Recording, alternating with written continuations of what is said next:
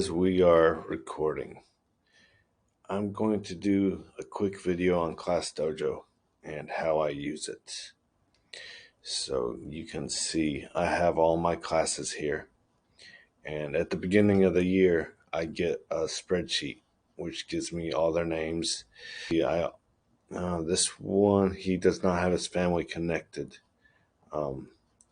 Most of these are going to have a Chinese name also. I guess if I go into edit class, and yes, you can see their Chinese name is also moved over when you import them.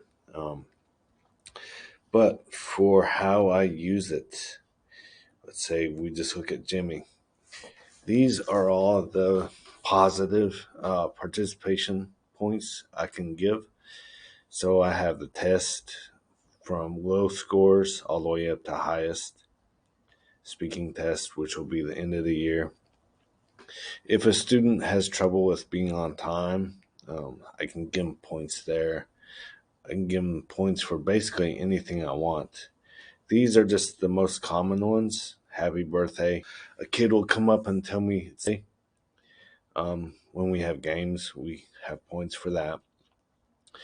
This is the one I'm trying the most to get them like ready for class very soon. So that's always near the top. This is the one, the default, which I always give. No matter what they do, if they get up and speak, they get participation. So, and then helping teacher. For the ones for like need work, um, these are the ones I try not to dock them too much. Sleeping only if it's really, really serious. Same, sent to office.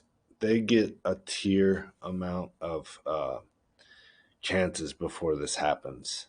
And acting out in class and usually sent to office happen the same day. If this happens, this has already happened. And this should get them to not want to go there. But that's just, I try not to do the negatives too often. Now, as far as you can see their avatars, they're all different.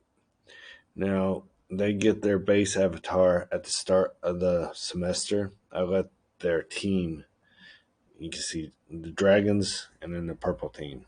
So they all have their groups or teams. So green team, blue team. But when I go into edit class, I can go in and let me show you the points. I'm getting 3 minutes. Okay. So Kathy has two monsters because she's at 200 points. Now, as they get bigger, once they hit 50, they can turn medium. Um, and you see, he's a medium version. He's the large version. He's about to get his second Pokemon because he's got 197. So he will level up soon. So this promotion system, it is a lot of work for me, but the kids love it. So let me show you how that works. So if I go to Leo, I can go in and it has all their things here. So Pokemon, this is the medium. So if he's ready to level up, I can just switch this. So these can all be uploaded. Now, when they get their upgraded Pokemon, their second or third, I have to put these together myself. Now, I'm going to go to a new tab and show you putting all that together. Okay. So this is the base set of Pokemon stuff. You can get this on the internet. And what I'll do, I'll take their large Pokemon and combine it with one that they choose afterwards. So that's why you would see so many different variations. So I have to put that together. Now, hold on a second. So now this would be the physical cards that I give them. So I would print these out and laminate them. Now they would be universal size, so Tang can't be angry. Athena's card is bigger, so those would all be the same size and everything. So that's not a big deal. But besides having their avatar on Class Dojo, I give them this as a handout. Now, there are a lot of good things with Class Dojo. This is all extra just to give them that little push of motivation. Now, let me go to the website one more time.